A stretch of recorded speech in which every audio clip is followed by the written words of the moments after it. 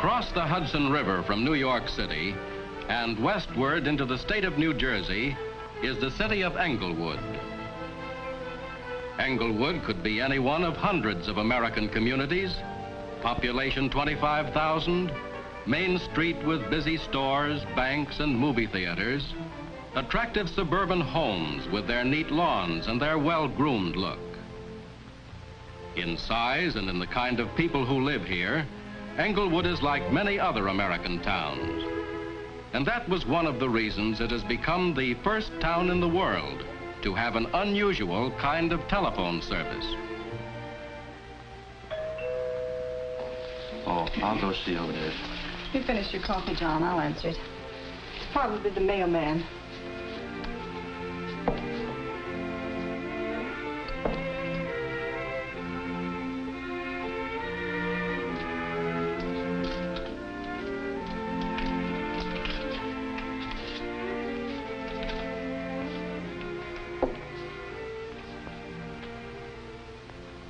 John, it's from Sally.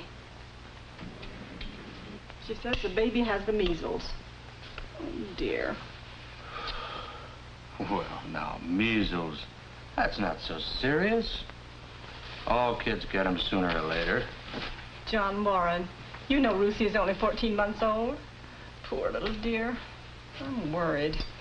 Well, if you're worried, why don't you call her up? You got her number in that little book of yours. It's just about 8 o'clock in San Francisco. They'll be up. You know, I believe I will. Go ahead, call her. You'll feel better.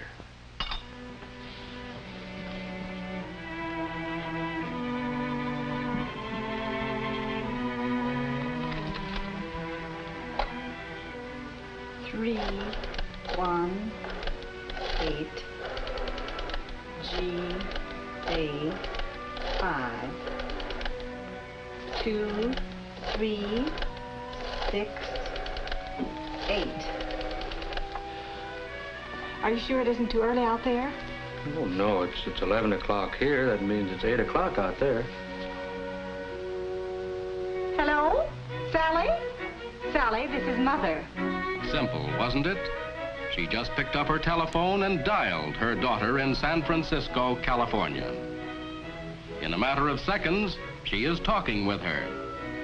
Simple, and yet you are seeing the results of many, many years of coordinated effort in research, engineering, and operating experience. It's hard for us to realize today that in the early 1880s, the telephone was considered a newfangled contraption.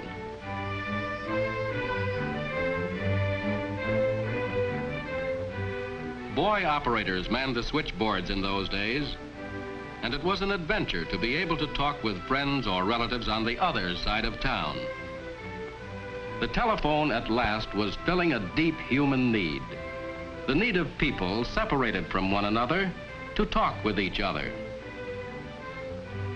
Soon, alert girl operators replaced the boys.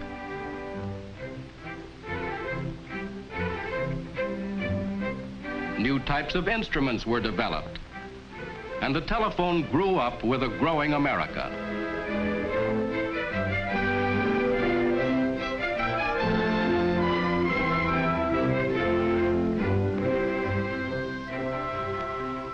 The demand for telephone service snowballed.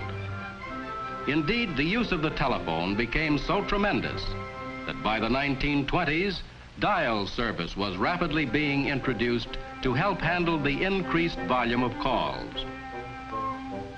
As the calls increased, more operators were needed. More calls to handle meant more jobs to do and more people to fill those jobs. This has been the story all through the development of the telephone. For instance, in the days when we had little or no dial service, the Bell system had 270,000 employees.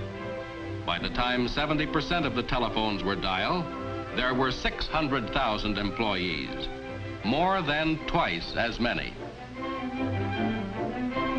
But the remarkable use of the telephone was only part of the story of change in American life.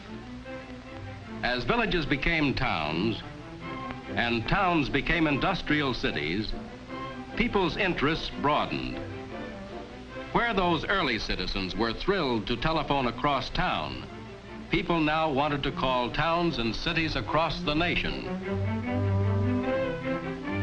Finally, they wanted their voices to span the oceans. And they did.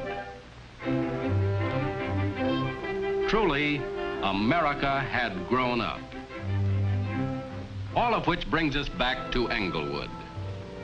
From many of Englewood's telephones, you could already dial any one of more than 4 million other telephones in the surrounding territory. A fine example of modern telephone service, and therefore a fine proving ground for this new type of long-distance service. A proving ground to answer such questions as, will customers like the service? Do they find it easy to use? What improvements can be made? This first installation now enables telephone users to dial their own long-distance calls, as well as their local calls and calls to nearby communities. The equipment that makes this service possible is among the most complex that man has ever devised. When you dial a number, the equipment obediently receives the information, stores it up, and remembers it. It searches out an electrical pathway for your call, choosing the one that is most suitable at a given instant. If it finds one pathway blocked, it tries another, and another, and another. If it runs into trouble, it automatically reports the trouble and its probable source.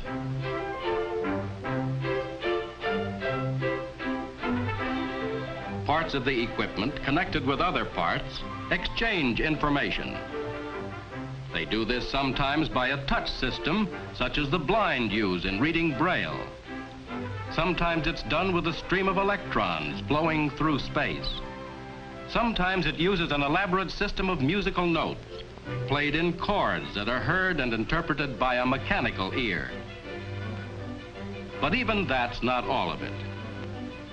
Keeping track of the details of the call is done automatically too. When you dial a number, holes are punched in a continuous tape representing your telephone number and the number you dial. More holes are punched to show the time when you start talking and when you finish talking and hang up.